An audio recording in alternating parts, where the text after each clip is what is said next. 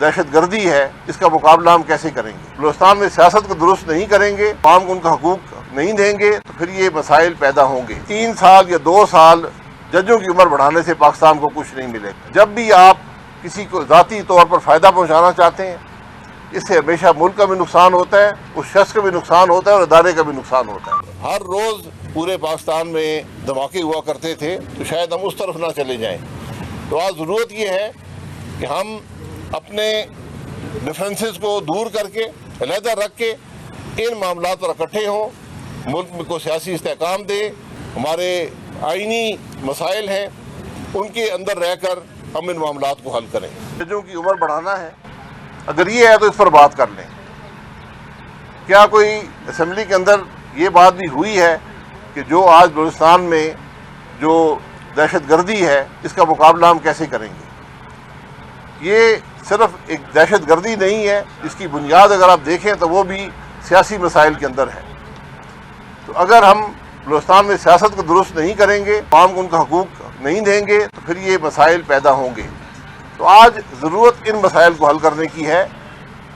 3 سال یا 2 سال ججوں کی عمر بڑھانے سے پاکستان کو کچھ نہیں ملے گا، اور میں یہ توقع کرتا ہوں جو آج جج بیٹھے ہیں کہ وہ خود اس قانون کو رد کریں گے۔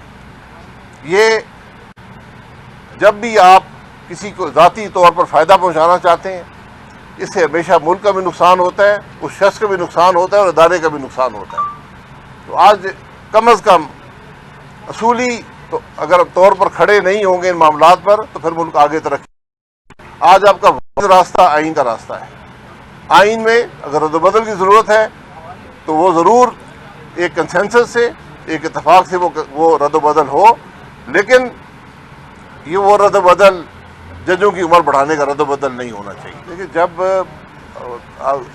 آپ پر حملہ ہو، کوئی دہشت گردی ہو، تو یہ آپ کے پاس چوائس نہیں ہوتی کہ آپ اس کا مقابلہ کریں، یہ آپ کی ذمہ داری ہوتی ہے، یہ حکومت کی ذمہ داری ہے، یہ پارلیمان کی ذمہ داری ہوتی ہے، اور یہ ہر شہری کی ذمہ داری ہے کہ وہ اس کوشش کے ساتھ کھڑا ہو، اور یہ ماضی میں ہوا ہے۔ اگر اس کے لیے آل پارٹیز کانفرنس ضرورت ہے تو وہ بھی ہونی چاہیے، یہ ہوئی تھی 2014 کے اندر، یہ ہوا تھا اور اس سے آپ کو نتائج ملے تھے۔ لیکن سب سے پہلے آپ کو سیاسی انتشار کو ختم کرنا ہے، سیاسی عدم استحکام کو ختم کرنا ہے، ملک کو آئین کے راستے پر ڈالنا ہے، ورنہ یہ سب معاملات جو ہیں، یہ پہلے بھی ہم نے جنگ لڑی ہے، ہزاروں ہم نے شہادتیں دی ہیں، آج کیا وجہ ہے کہ پھر ہم وہی جنگ لڑ رہے ہیں؟ سب سے بڑا سوال یہ پیدا ہوتا ہے۔ استحکام کی ضرورت ہے نا، اتفاق کی ضرورت ہے۔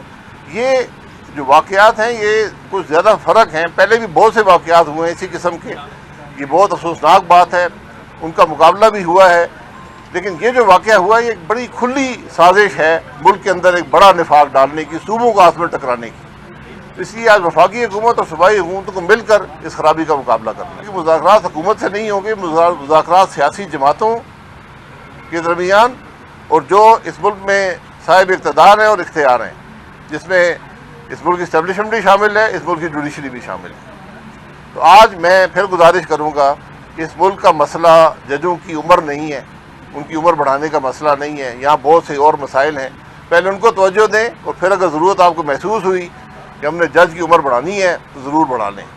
لیکن میں امید کرتا ہوں کہ اس ملک کے جو چیف جسٹس ہیں، جو سپریم کورٹ کے جج ہیں، وہ از خود اس معاملے سے اپنے آپ کو علیحدہ کریں گے کہ یہ معاملہ ہماری ذات کے لیے بھی، ہمارے ادارے کے لیے بھی اور ملک کے لیے بھی نقصان دہ ہوگا۔